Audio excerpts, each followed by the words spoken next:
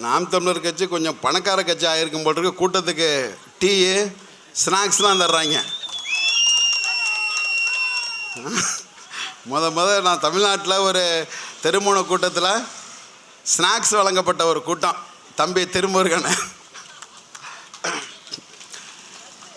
லட்டு மண்டியிடாத மானத்தோடும் வீழ்ந்து விடாத வீரத்தோடும் வாழக்கூடிய எண்ணுயிர் சொந்தங்களுக்கும் இந்த நிகழ்ச்சியை எழுச்சியுடனும் புரட்சியுடனும் நடத்தி கொண்டிருக்கும் ஒரத்தநாடு சட்டமன்ற தொகுதியின் பொறுப்பாளர் பெருமக்களுக்கும் இந்த பிள்ளைகள் என்ன பேசுகிறார்கள் என்று பேரார்வத்தோடு சாலையின் ஓரமாக நின்று கேட்டுக்கொண்டிருக்கும் எண்ணுயிர் சொந்தங்கள் அத்தனை பேருக்கும் மாலை வணக்கத்தையும் வாழ்த்துக்களையும் தெரிவித்துக் கொள்கிறேன்.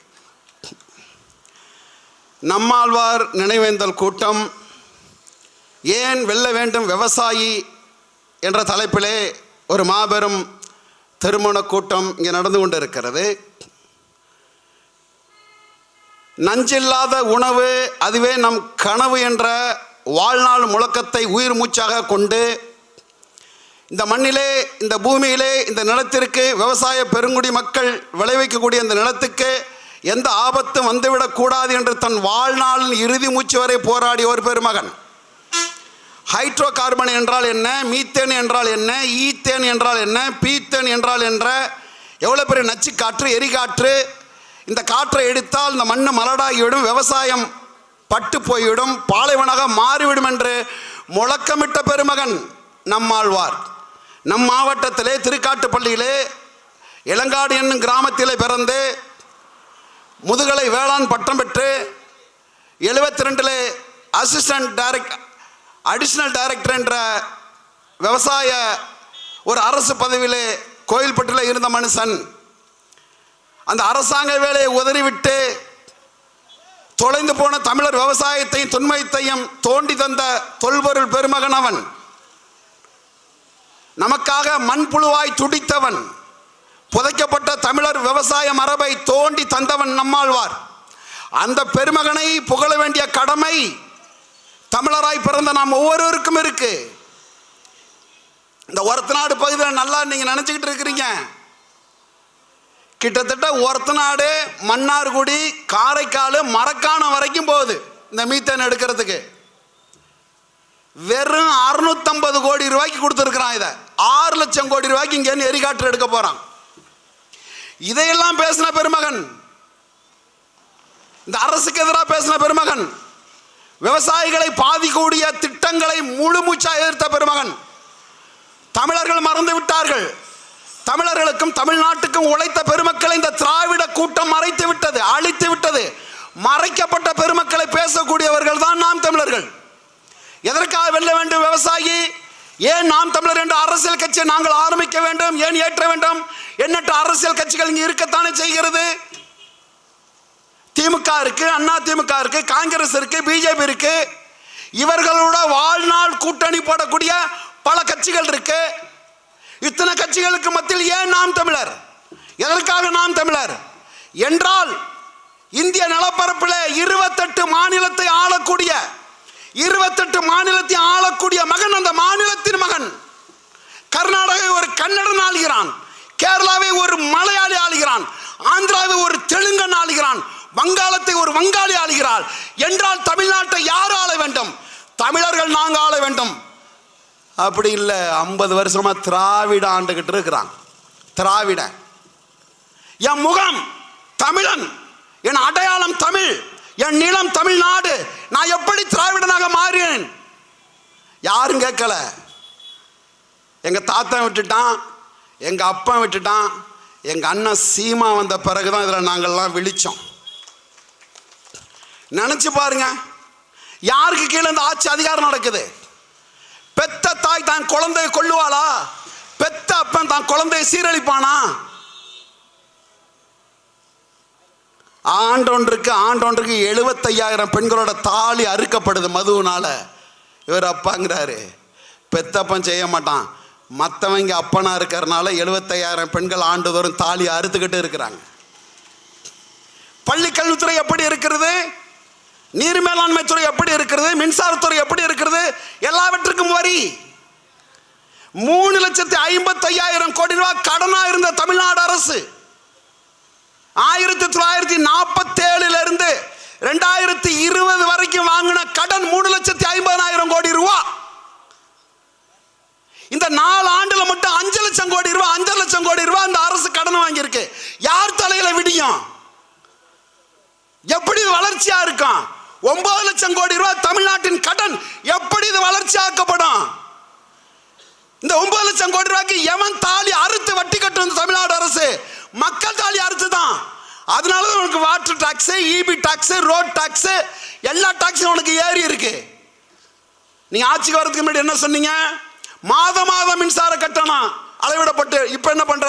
2 மாசத்துக்கு ஒரு தடவை நீ எடுத்துக்கிட்டு இருக்க. நீங்க எதிர்கட்சியா இருக்கிறப்ப நல்லா பேசுவீங்க, ஆளுங்கட்சியா இருக்கிறப்ப அப்படியே அமைதியாயிருவீங்க. என்ன பண்றது? தமிழன் தன்னை தமிழனாவே உணரல. தமிழன் தன்னை தமிழனாவே உணரல. அதோட நிலைதான் அந்த காரணம். தமிழ்நாட்டை தமிழ் ஆளணுங்கிறான். எனக்கு இருக்கிறது ஒரே மாநிலம் தான். ஏற்கனவே தெலுங்கர்களுக்கு 2 மாநிலம் இருக்கு. ஆந்திரா இருக்கு, தெலுங்கானா இருக்கு. 3வது மாநிலமா தமிழன். இந்தியாவுடைய ஒரே ஒரு நேஷனாலிட்டி தான் 3 மாநிலத்தில் முதலமைச்சரா இருக்கிறான். அது Telugu nationality.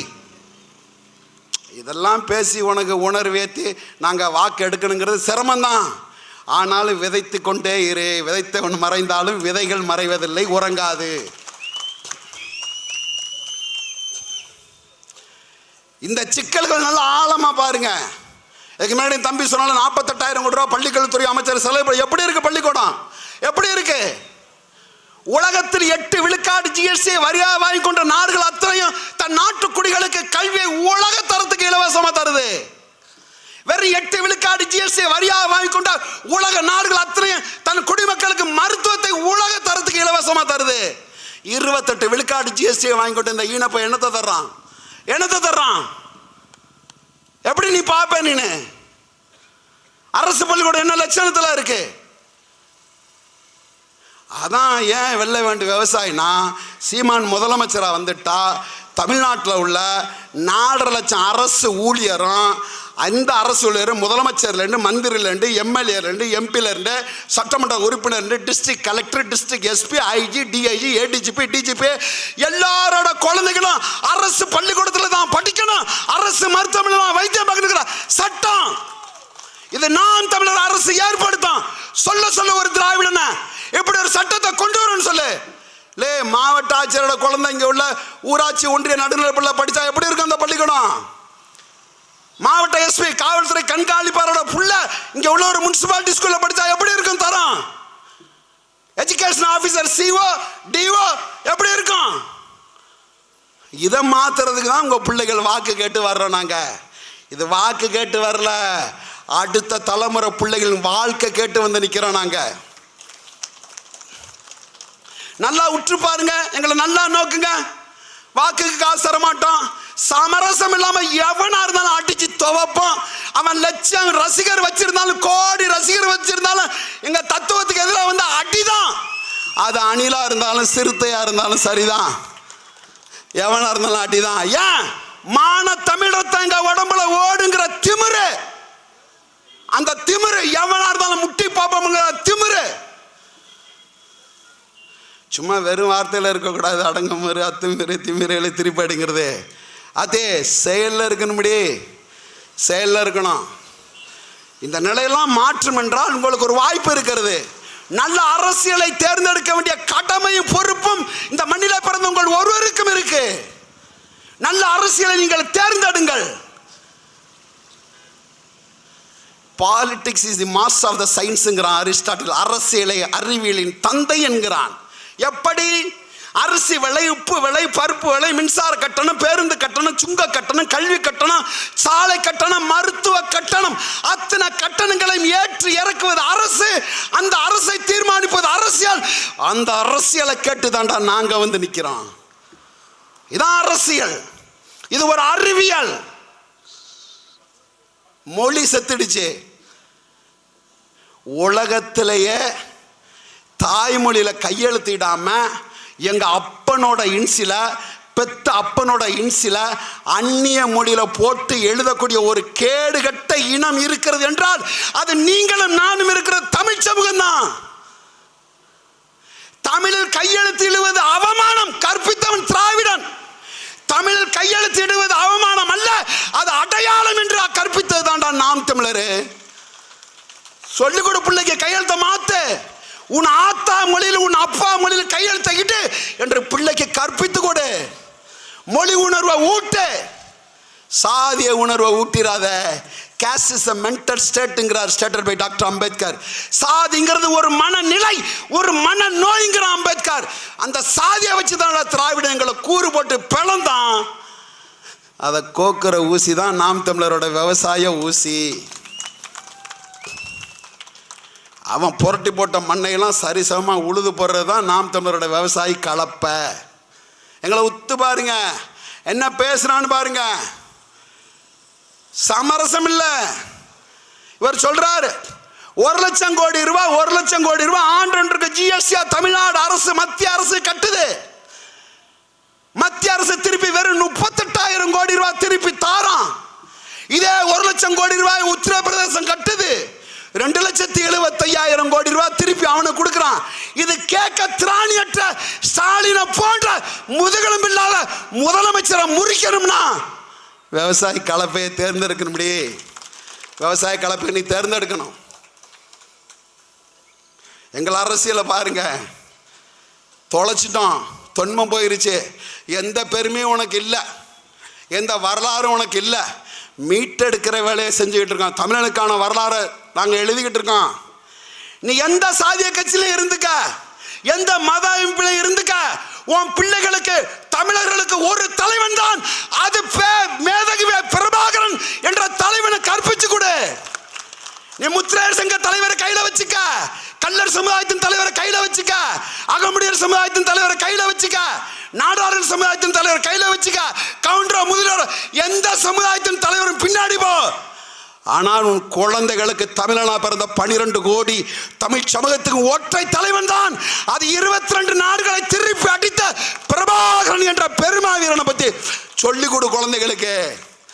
Liberation Tigers of Tamil supremo commander Velupillai Prabhakaran என் தலைவன் என்று கற்பிச்சு கொடு. இந்த நிலத்துக்கு யார் தலைவனா இருக்கணும்? கருணாநிதியா, அண்ணாதுரையா, பெரியாரா? எவன்டா அந்த மண்ணுக்கு தலைவனா இருந்திருக்கணும்? யாரை இருந்திருக்கணும்? யாரை தூக்கி நம்ம சமந்திருக்கணும்? அவனடா பிரபாகரனடா, இந்த பெருமா வீரனடா. உன் இனத்தில் எவன் பெயரை சொன்னால் உன் எதிரி கொலை நடுக்குவானோ அவன் தான் உனக்கான தலைவன். என் இனத்திலே பிரபாகரன் பெயரை உச்சரித்தால் கொலை நடுக்குவான்டா எதிரி, அவன் தான்டா என் தலைவன். பனையூர் தற்கொலைலாம் எங்களுக்கு தலைவன் கிடையாது, அவன் தலைவன் கிடையாது. சும்மா இல்லை, நான் 36 லட்சம் ஓட்டு, 5 மடங்கு, ₹1 காசு கொடுக்காம, கோழி பிரியாணி கொடுக்காம, ஏன் நிற்கிறது நம்மாலே, நம்ம சாதிக்காரன் அப்படிலாம் பேசாம வாங்கின ஓட்டு இது. தூய ஓட்டு, தூய அரசியலை கட்டி எழுப்பக்கூடிய மக்கள் இந்த பிள்ளைகளுக்கு அளிச்ச வாக்கு. இன்னும் யாரு வருவான்? கடைசி தமிழன் இருக்கு வர நாம் தமிழர் என்ற கட்சியும் தத்துவம் இந்த மண்ணில் நிலைச்சிருக்கும். அடிச்சு பறக்க விடுவான். வெறுமே செல்ல வழியோட சுமந்து நிற்கிறான். அதிகாரமற்ற பிள்ளைகளாக இருக்கிறான். அதிகாரம் இல்லை, அதிகாரத்தை கையில கொடுத்து பாரு. நீ கொடுத்து பாரு. சீமான் முதலமைச்சர் 1,00,000 கோடிக்கு 38,000 கோடி, 1,00,000 கோடிக்கு 2,70,000 கோடி நிப்பாட்டுறான். மயிறு நீ மத்திய அரசு, அது மயிர் அரசு நிப்பாட்டிடுவான் சீமான் வரி கொடுக்காம.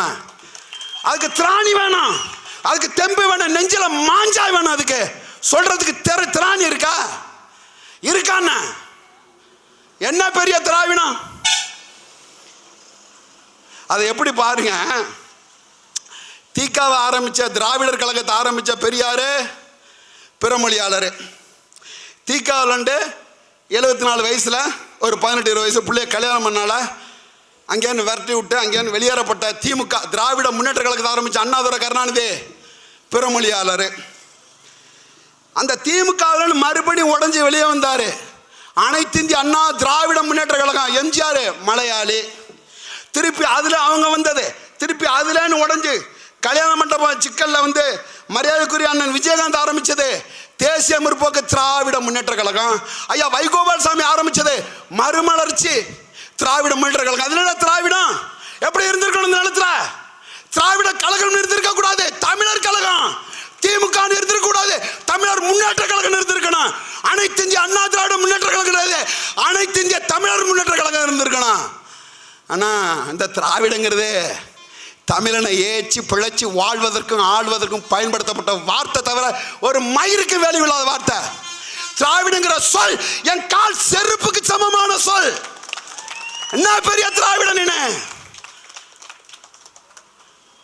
அழிக்கப்பட்ட அடிமைப்படுத்தப்பட்ட ஒடுக்கப்பட்ட சமூகத்தின் குரல். ஆசாபாசத்துக்கு ஆசைக்கு கட்சியில வந்து சேர்ந்தவன்ல 1,75,000 மக்களை கொன்று குவித்து அழித்த பொழுது இரத்த குவியல் முளைத்த கட்சி நாம் தமிழர் கட்சி. எங்களுக்கு எப்படி திரும்ப இருக்கு எங்க நெஞ்சம்லாம்? ஒரு இரவு நேர ராணுவ வீரனின் கூடாரத்தை போல் எப்பொழுதும் எங்களுக்குள்ள எரிஞ்சுக்கிட்டே இருக்கோம். எப்பொழுதும் நாங்கள் விழிப்புணர்வு நிலையிலே இருப்போம். ஏமாந்தது போதும், இருக்கிற ஒரு வாய்ப்பு தான் இருக்கு. த லாஸ்ட் ட்ரம் கார்டு, கடைசி வாய்ப்பு ஒன்று இருக்கிறது. அது தமிழராக ஒன்றிணைவு தான். அதுக்கு ஒரு தீர்வு என் தம்பிங்க நிற்கிறான். அவன் சொன்னாலையா, தொழில் திரைப்படத்தில் நடிக்கிறது தலைவனை பொழுதுபோக்கு தளத்தில் தலைவனை தேடக்கூடாது, போராட்ட களத்தில் தலைவனை தேடணும். எந்த போராட்டத்தில் நடிகர்மார்கள் வந்து நின்றாங்க? ஒரு நாளைக்கு எழுந்திருச்சு காலையில் தேதியை கிழிச்சா 80 லட்சம் ரூபாய் சம்பளம் விஜய்க்கு. ஒரு நாள் விஜய் கண்ணு மழிச்சு காலையில் எழுந்திருக்குள்ள 80 லட்சம் ரூபாய் ஒரு அக்கௌண்ட்ல வரும். ஓம் பிள்ளை என் பிள்ளை எங்க இருக்கு, அவர் எங்க இருக்கார், நீ எங்க இருக்க? இல்லை கேரளாவிலையும் சினிமா இருக்குடே, கேரளாவில் சினிமா இருக்கு. மம்முட்டி, மோகன்லால் சூப்பர் ஸ்டார் கேரளாவில்.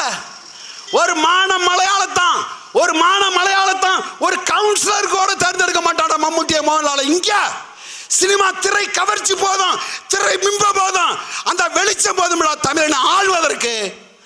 அவ்வளவு இளைஞா போயிருச்சா தமிழன் மூளை சிந்தனை? அவ்வளவு கேளமா போயிருச்சா? தலைவனை திரையில தேடக்கூடாது, தரையில தேடணும்.